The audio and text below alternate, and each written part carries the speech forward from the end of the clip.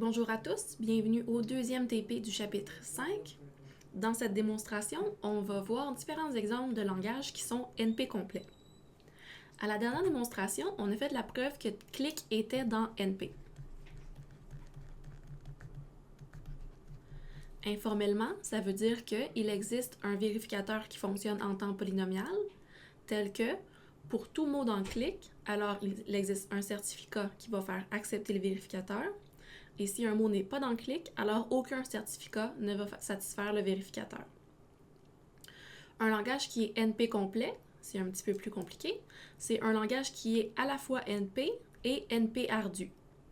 Donc, un langage NP complet, je vais l'écrire comme ça, L est NP complet, si par définition, L appartient à NP et L appartient à NP ardu.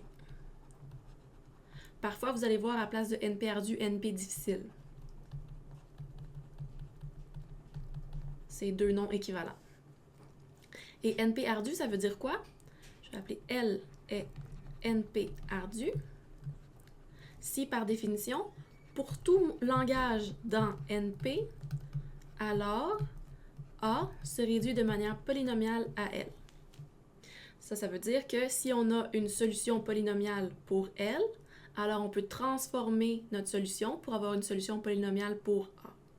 C'est ici qu'il y a le petit p ici, c'est pour polynomial.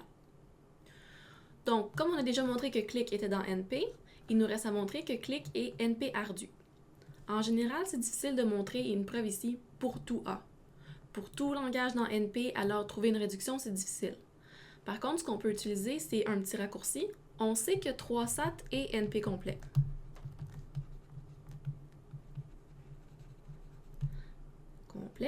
C'est-à-dire que 3SAT est dans NP et pour tout A ici défini de la même manière, A se réduit polynomialement à 3SAT.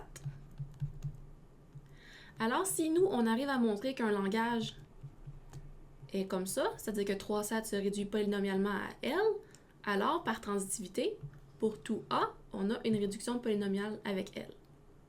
Donc, pour montrer qu'un langage est NP complet, on montre d'abord qu'il est dans NP, et ensuite, on montre qu'il est NP ardu en donnant une réduction polynomiale à partir d'un langage qu'on sait qui est NP complet vers notre langage.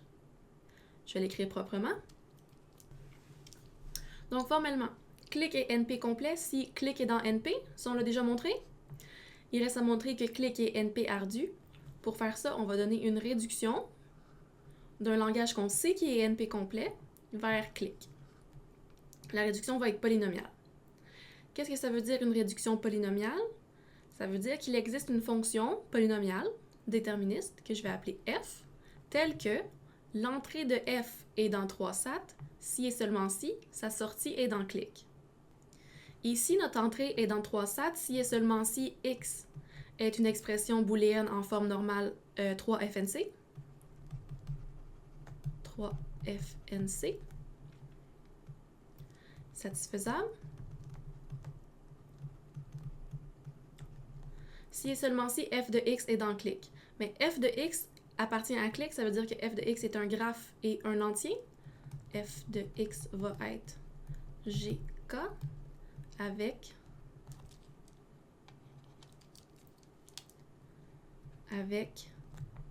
gk est dans click, c'est-à-dire ga une k click. C'est ce qu'il faut montrer. Il faut montrer que si x est une 3FNC satisfaisable, alors f de x, que je vais bâtir, est un graphe G avec une k-click. Donc, je vais vous donner une transformation, puis après ça, je vais justifier qu'elle fonctionne. Intuitivement, c'est difficile de trouver la réduction. Pensez-y. En entrée, vous avez une expression booléenne, en sortie, vous avez un graphe. Et l'expression booléenne doit être satisfaisable si et seulement si votre graphe a une clique de certaine taille. Et la manière que je vais faire la réduction, c'est très très astucieux. Voici comment ça va fonctionner. Donc voici l'expression booléenne qui est en 3FNC. Elle va être satisfaisable si et seulement si la sortie de ma fonction va être dans le click. Donc l'expression est la suivante. Ici, j'ai appelé t, ici, c'est des variables. C'est soit x0 ou non x0. Donc, chacun des t représente une variable ou sa négation. Chacun des t est séparé par un ou et chacune des clauses est séparée par un et. Dans chaque clause, on a 3 t et au total, on a un certain nombre de clauses, k clauses. Ce que la fonction va faire, c'est que pour chacun des t, elle va faire un sommet. Donc, si on a k clauses, 3t dans chaque clause, on va avoir 3k sommets dans G. Et on va lier chacun des sommets avec les autres sur 2 conditions que j'ai écrites ici et que je vais expliquer. Donc, chacun des t, ici pour commencer T1, on va être relié avec toutes les variables t de toutes les clauses, sauf si ici on a une clause, disons, qui est non T1, 1, là on ne va pas la lier. Donc, chacun des sommets est lié à tous les sommets des autres clauses, sauf leur négation. Et qu'est-ce que ça va faire? Bien, si on a une expression booléenne qui est satisfaisable, alors ça veut dire que dans chacune des clauses, on a un t qui est à vrai. C'est-à-dire un t qui va être soit x0 va être vrai ou non x0 va être vrai. Donc, pour chacun des clauses qui va être vrai dans l'affectation, pour chacun des éléments de la clause qui va être vrai dans l'affectation, disons T11, T22, TK2, etc., mais elles vont être liées entre eux. Pourquoi? Parce qu'elles sont dans des clauses différentes et aucune est la négation de l'autre. Pourquoi? Parce que si c'était la négation de l'autre, alors il y en aurait une vraie, une faux. Donc ça, c'est l'idée de la réduction. Et c'est pourquoi ça fonctionne. Maintenant, si la sortie de notre fonction a une k-clique, ça veut dire que si je regarde chacun des éléments de la clique, je vais avoir des sommets qui vont être dans chacun des clauses différentes. Pourquoi? Parce que si elles sont dans la même clause, elles ne sont pas liées entre eux. Et aucune n'est la négation de l'autre. Donc, ça veut dire qu'on peut toutes les mettre vraies en même temps. Je vais expliquer plus en détail cet argument-là en faisant d'abord un exemple et ensuite je vais faire une preuve formelle. Un élément important, c'est que j'ai assumé ici, j'ai pris pour acquis que x était dans sa forme normale FNC, dans sa forme normale conjonctive avec 3 éléments dans chaque clause. Si ce n'est pas le cas, ça veut dire que x n'est nécessairement pas dans 3 SAT. C'est le cas limite ici.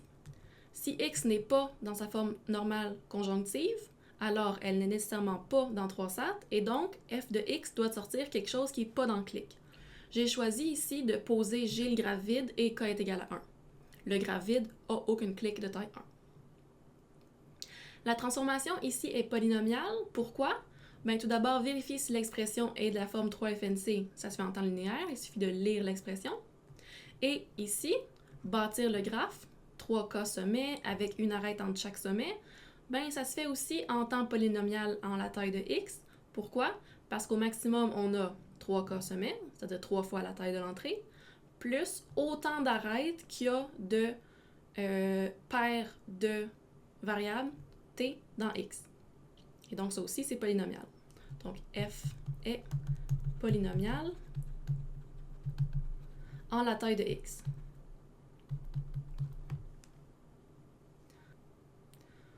Donc, ça, c'est un argument informel sur pourquoi f de x va fonctionner. Je vous ai donné la construction de f de x en même temps. On va illustrer un exemple pour vous convaincre. Donc, voici une expression booléenne. Elle est déjà en forme normale conjonctive avec 3 éléments par clause. Ce que je vais faire, c'est que je vais simplement effectuer f.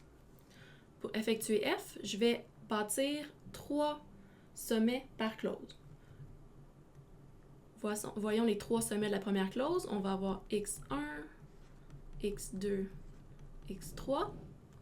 La deuxième clause, je vais la mettre ici. Je vais avoir non x1, non x2, x4. La troisième clause, je vais la mettre ici. Non x1, x2, x3. Et ici, la quatrième clause, je vais la mettre ici. Non x2, non x3, non x4. Ici, c'est des étiquettes sur les sommets, mais sont différents.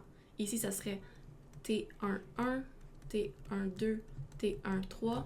Ici, ça serait T41, T42, T43. Maintenant, ce que je vais faire, c'est que je vais lier chacun des sommets si elles respectent les conditions que j'ai données tantôt. c'est-à-dire, je vais lier le sommet, disons, x1, t11, avec tous les sommets des autres clauses, sauf si elles sont non x1. Donc, je vais mettre un lien ici entre x1 et x2, x1 et x3. Je ne mets pas de lien ici parce que c'est non x1. Même chose ici, genre x2, x4, non x4, non x3, non x1. Je vais faire ça pour chacun des sommets. Donc 3K fois, et à chaque fois, je vais avoir au maximum, disons, 3K lignes à faire. Je vais l'écrire plus proprement, parce que ça va vite être un gros spaghetti. Regardez comme c'est beau. C'est seulement le graphe complété, là. On peut voir un exemple ici, x2, qui est dans la troisième clause, c'est-à-dire ici, x2, ça c'est t3, 2. Avec quoi il est lié? Il doit être lié avec x1, x2, x3, non x1, pas avec non x2 parce que c'est la négation de x2, x4, rien ici parce qu'on est dans la même clause, pas x2, x3, x4. Si je regarde x2, j'ai bien un lien entre x2 et x1, j'ai bien un lien entre x2 et x2, x2 et x3, x2 et non x1, j'en ai pas entre x2 et non x2, mais j'en ai un avec x4, j'en ai un avec non x4, j'en ai un avec non x3 et c'est tout. J'en ai pas avec non x2, j'en ai pas ici avec la même clause. Donc ça c'est mon graphe G et K est égal au nombre de clauses, c'est-à-dire 4. Donc si ça c'est x, f de x est égal à G4, où G, j'ai défini ici. Maintenant, est-ce que G a une 4 clics? Oui, je vais en exhiber une. Oui, elle en a une, composée de x1, non x2, non x4 et x3. Le x1 ici correspond à l'élément ici dans la clause. L'élément non x2 correspond à cet élément-là dans la deuxième clause. x3 correspond à dans la troisième clause. Et non x4 correspond à cet élément-ci dans la dernière clause. Maintenant, qu'est-ce que ça fait que j'ai une clique? Si je prends chacun des sommets de la clique et que je donne une affectation vraie, je vais avoir un élément vrai dans chaque clause. Ici, je vais avoir x1 qui est vrai. Ici, je vais avoir non x2 qui est vrai, donc x2 qui est faux. Donc non x2 qui est vrai. Ici, je vais avoir x3 qui est vrai. Puis ici, je vais avoir non x4 qui est vrai. Et qu'est-ce que j'ai? J'ai des ou avec au moins un vrai dans chacun. Donc, première clause va être évaluée à vrai, deuxième clause à vrai, troisième clause à vrai, quatrième clause à vrai. Je vais avoir un et de 4 vrais, ça va me donner vrai. Donc, cette affectation-là des variables me donne que l'expression booléenne dit vrai. Donc, l'expression est satisfaisable. L'expression de départ est satisfaisable. Le graphe a une 4 clics et la fonction semble fonctionner. La construction a été polynomiale aussi, il ne faut pas oublier. Donc, j'ai bien une expression booléenne satisfaisable et un graphe qui a un 4 clics. Maintenant, on va faire un argumentaire plus rigoureux sur pourquoi ça fonctionne. Donc, pour montrer que, ce que je vais montrer que x appartient à 3 sat, si et seulement si x, f de x appartient à clic. Donc, j'ai commencé par ce sens-là. Je vais montrer que si x est en 3 sat, alors f de x a une clique. Donc, je vais faire dans ce sens-là. Je vais montrer que si x est dans 3 sat, alors f de x est dans clic. Si x est dans 3 sat, ça veut dire, si je l'appelais phi, j'aurais pu l'appeler x. Si x est dans 3 sat, ça veut dire que x est dans la forme 3FNC, avec chacun des t ici, qui est soit une variable, soit sa négation. Si x est dans 3 sat, ça veut dire qu'il y a une affectation des variables qui rend x vrai. Ça veut dire que dans chacune des clauses, il y a au moins une variable, disons t12 qui va être vrai, tk1 qui va être vrai, etc. pour chacune des clauses. Sinon, si elles sont toutes faux dans une clause, ben on va avoir un faux avec un et avec au moins un faux, donc ça va être faux. Donc si x est satisfaisable, dans chacune des clauses, il y a au moins une variable qui va être vraie. Ça j'ai écrit ici, dans chaque clause, il y a au moins un des t qui va être vrai. Maintenant, chacun des sommets qui correspond à cette affectation-là, c'est-à-dire à chacun des éléments de chaque clause qui est vrai, elles sont liées entre elles. Pourquoi?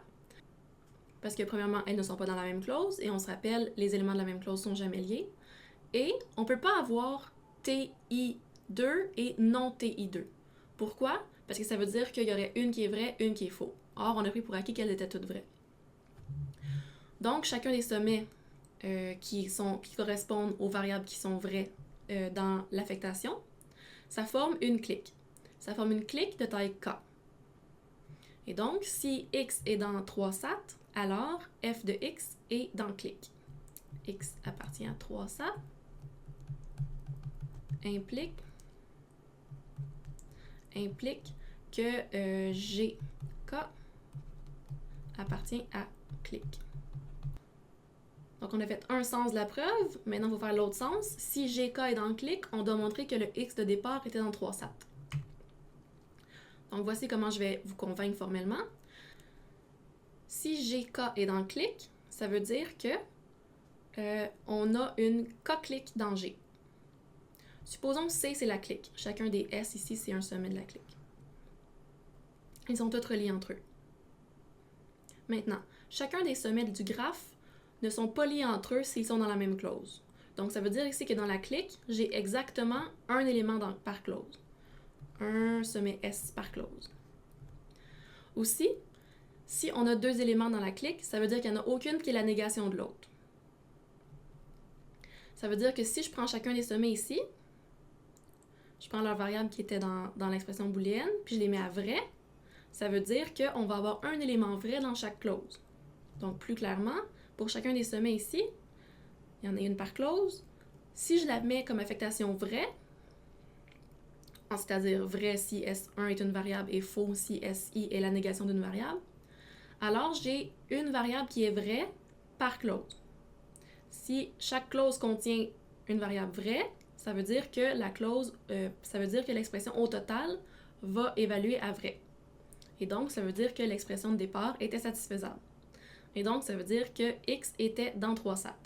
Donc, on a montré maintenant que GK, ça c'est égal à F de X, GK appartient à clique, implique que X appartenait à 3 SAT. Plus proprement, je conclus que l'expression booléenne est dans 3 SAT si et seulement si la sortie de ma fonction est dans clique. La transformation que j'ai faite, f, était en temps polynomial. Je vais écrire des x pour être cohérent. X, x. La transformation était en temps polynomial, donc ça veut dire que la fonction ici est bien une réduction polynomiale, et je conclus que clique, il y a une réduction polynomiale de 3 SAT vers clique, et donc que clique est NP difficile. Et comme clique était dans NP, ben clique est dans NP complet.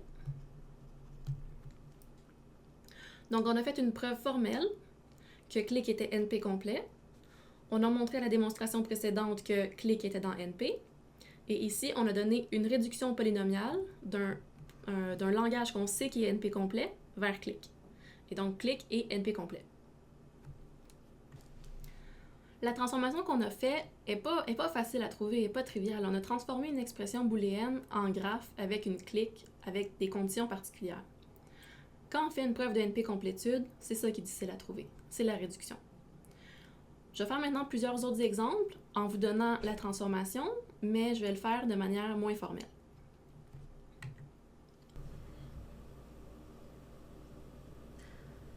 À partir du fait que clique est NP complet, on peut facilement montrer que couverture est NP complet. Couverture, c'est le langage suivant.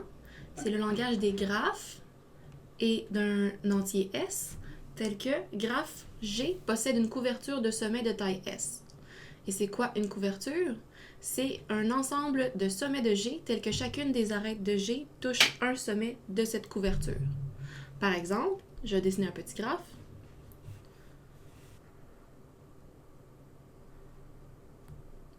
Je dessine un petit graphe ici, j'ai mis 5 sommets, 1, 2, 3, 4 arêtes. Ici, ça c'est dans couverture G2. Pourquoi? Parce qu'il me suffit de 2 sommets pour être adjacent à tous les nœuds. Si je regarde ce nœud-là et ce nœud-là, vous voyez que les 4 arêtes, ils sont adjacents. Puis le truc pour montrer que c'est NP complet, c'est que si je fais le complément de ce graphe-là, c'est-à-dire je vais prendre le graphe, je vais enlever toutes les arêtes, puis où il n'y avait pas d'arête, je vais en mettre une, je vais voir que ça contient une clique si et seulement si le graphe était couverture. Précisément, on obtient que clique se réduit polynomialement à couverture en montrant qu'il existe une clique de taille K dans un graphe G à n sommets, si et seulement si il existe une couverture de taille n-k dans le complément de G. Ce que ça veut dire, c'est que G n-k appartient à couverture si et seulement si G complément K, appartient à clique.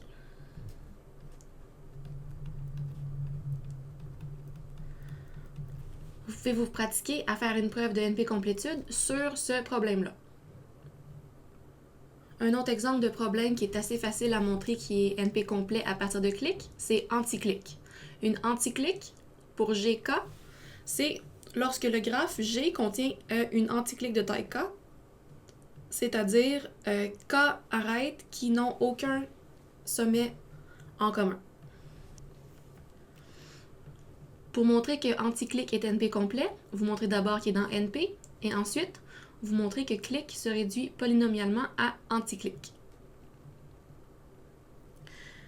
Clique se réduit polynomialement à anticlique en montrant que GK appartient à anticlique si et seulement si